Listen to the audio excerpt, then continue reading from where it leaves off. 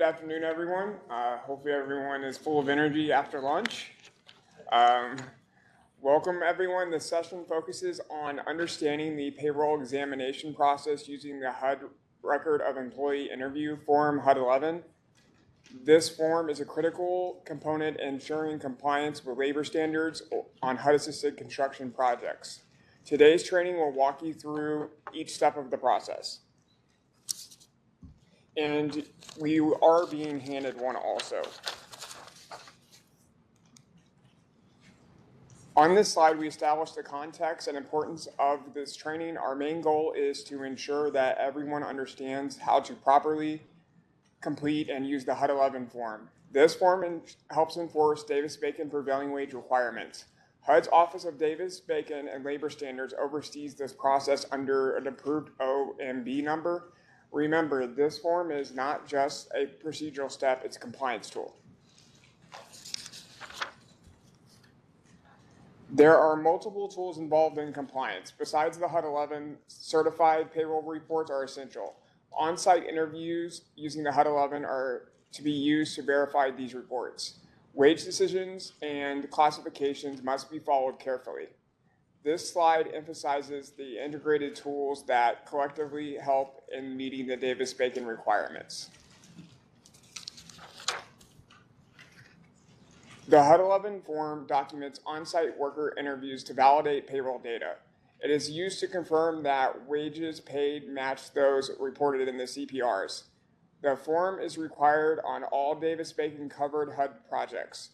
It is a formal mechanism approved under the OMB control that adds a layer of protection for workers and accountability for contractors.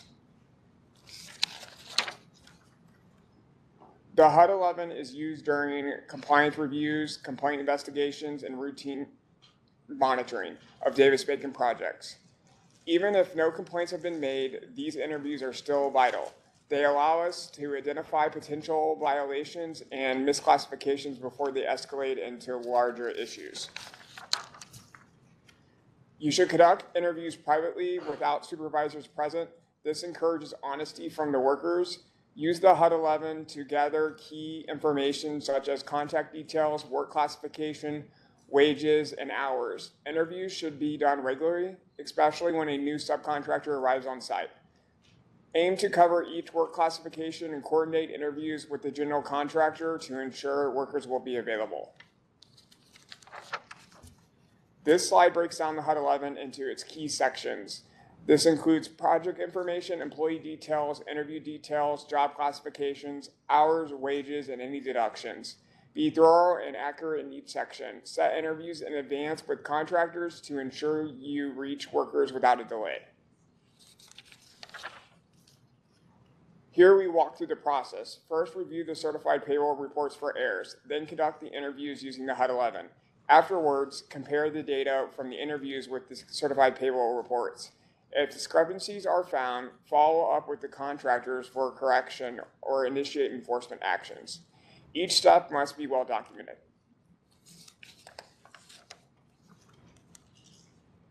During the comparison, check for matching classifications and wage rates. Also verify work and look for signs of misclassification or underpayment. Patterns such as employees reporting fewer hours than claimed on certified payroll reports could indicate systematic issues. The HUD 11 is your fact-checking tool. Discrepancies include job classifications, missing overtime, under-the-table cash payments, or insufficient fringe benefits. Identifying these is critical not only for compliance, but for the worker protection. These issues should be addressed quickly and appropriately with corrective actions. Retain all HUD 11 forms in your project files for at least 3 years after project completion. This is required for audit purposes and help demonstrate your due diligence. All files must be accessible and organized and capable of withstanding formal audits. To conclude, be consistent in using the HUD 11 form during visits. Always verify key information with the certified payroll reports. Be proactive, identify issues early. Approach workers respectively to encourage honest responses. These practices build compliance and trust on your job sites. I'd also like to point out the form that was just handed out to you is the new form that was issued as of March of this year. So all other forms are obsolete. So just make sure you're using the correct form. I'm happy to take any questions. You can find more at the HUD 11 forms directly from HUD on this website on this slide. My main goal is that you lead with confidence in conducting wage interviews correctly.